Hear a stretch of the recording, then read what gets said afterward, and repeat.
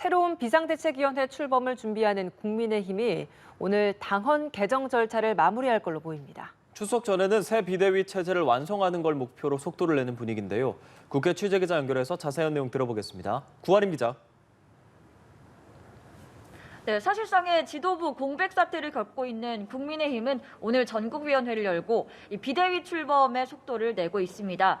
당의 비상 상황을 규정하는 당헌 개정안을 의결해서 추석 전에는 비대위 체제로 진입하겠다는 겁니다. 비대위원장 직무대행을 맡고 있는 권성동 원내대표는 국회에서 취재진의 질문에 목요일이나 금요일쯤 새 비대위원장을 발표할 것이라고 말했습니다. 추석 연휴가 시작되는 이번 금요일 전에는 새 비대위에 닻을 올리겠다는 겁니다.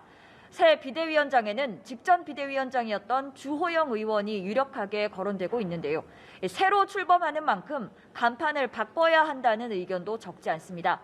주 의원 재임명 가능성에 대해서 권 원내대표는 확인해 드릴 수 없다고만 답했습니다. 지금 전국위가 진행되고 있는데요. 오늘 오후에는 상임 전국위를 열고 개정 절차를 최종 마무리할 계획입니다.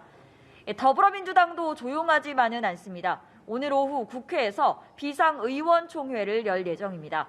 이재명 대표가 검찰에 출석해서 대면 조사를 받아야 할지 의원들의 의견을 두루 듣고 출석 여부를 최종 결정할 방침입니다. 정치 보복성 수사라고 반발하고 있는 민주당, 윤석열 대통령을 검찰에 고발하기로 결정했습니다. 윤 대통령이 대선 후보 시절 허위 사실을 공표했다는 주장인데요.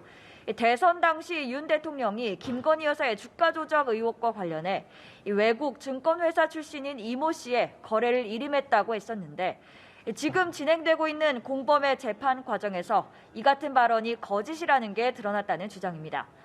민주당 박성준 대변인은 김승원 양부남 법률위원장이 오늘 중으로 서울중앙지검에 고발장을 제출할 것이라고 밝혔습니다.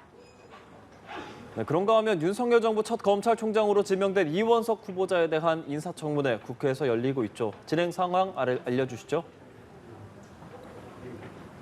네, 이원석 후보자에 대한 인사청문회는 약 1시간 전부터 진행되고 있습니다. 본격적인 질의가 시작되기도 전에 여야 의원들 간의 신경전이 아주 팽팽했는데요. 이제서야 주 질의에 들어갔습니다. 법사위 회의가 열릴 때마다 언급됐던 최광욱 의원 재청 문제가 또다시 거론됐습니다. 국민의힘 의원들이 인사청문회법에 의거해 현재 재판을 받고 있는 최광욱 의원을 청문회에서 배제하고 청문회를 열자고 요구했고 이에 김도우 위원장이 여야 간의 협의를 주문했습니다. 민주당 권인숙 의원은 이 후보자 검증과 관련한 자료 제출이 미흡하다며 과거 조국 장관 청문회 때에는 자녀 의혹까지 과도하게 검증하더니 왜 지금은 충분한 자료를 내지 않느냐고 따져물었습니다. 이른바 윤석열 사단으로 불려온 이 후보자에 대한 민주당 의원들이 철저한 검증을 예고하고 있는 만큼 오늘 청문회 늦은 시간까지 이어질 것이라는 전망입니다. 지금까지 국회에서 전해드렸습니다.